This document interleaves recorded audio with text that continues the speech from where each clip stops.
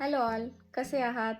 जसं की आम्ही अमेरिकेमध्ये राहतो आणि आजच्या व्हिडिओमध्ये मी तुम्हाला गुरुकुलबद्दल सांगणार आहे. तर गुरुकुल इथे नॉन प्रॉफिट ऑर्गनायझेशन आहे आणि 1998 पासून ती कार्यरत आहे जिथे आम्ही राहतो US ला. तर तिथे मराठी, हिंदी आणि कन्नडा ह्या 3 लँग्वेजमध्ये शिक्षण दिलं जातं आणि त्यात पण रायटिंग, स्पोकन आणि कल्चर हे 3 विषय शिकवले जातात. तर 5 वर्षापुढील मुलांना ॲडमिशन मिळते. माझी मुलगी तिथे 4 वर्षापासून मराठी शिक्षण घेते आहे आणि वर्षातून ऑलमोस्ट 30 सेशन्स कंप्लीट केले जातात आणि इथल्या स्कूल डिस्ट्रिक्टची कॅलेंडर ते फॉलो करतात. तर एव्हरी संडेला स्कूल असल्यामुळे जसं की तिथे 3 विषय कवर केले जातात आणि एका वर्गामध्ये ॲव्हरेज 15 ते 20 मुलं असतात आणि त्यांना शिकवायला 3 पॅरेंट व्हॉलंटियर टीचर असतात तिथे.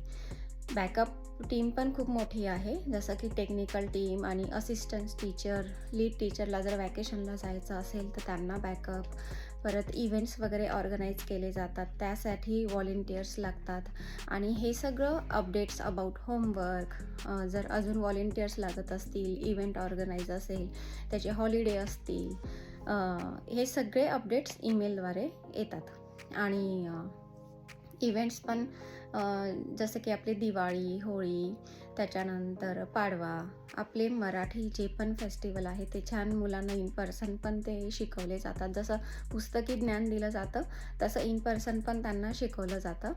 आणि जसं की आम्ही एव्हरी इयर $400 पे करतो त्यासाठी.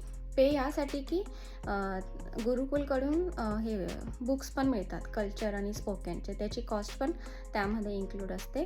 परत इव्हेंट्स जिथे ऑर्गनाईज केले जातात तिथली कॉस्ट त्यांना पे करावी लागते आणि एव्हरी संडे जिथे स्कूल भरवल्या जातात तिथली पण कॉस्ट त्यांना पे करावी लागते. तर हे सगळं त्यामध्ये इन्क्लूड असतं आणि वर्थ आहे जेवढे पण पैसे आम्ही पे करतो त्यासाठी. आणि गुरुकुलचा लास्ट वीकच आम्ही दिवाळी इव्हेंट अटेंड केला. तो कसा होता त्याचा व्हिडिओ मी लवकरच पोस्ट करेन आणि भेटूया पुढच्या व्हिडिओमध्ये. तोपर्यंत बाय.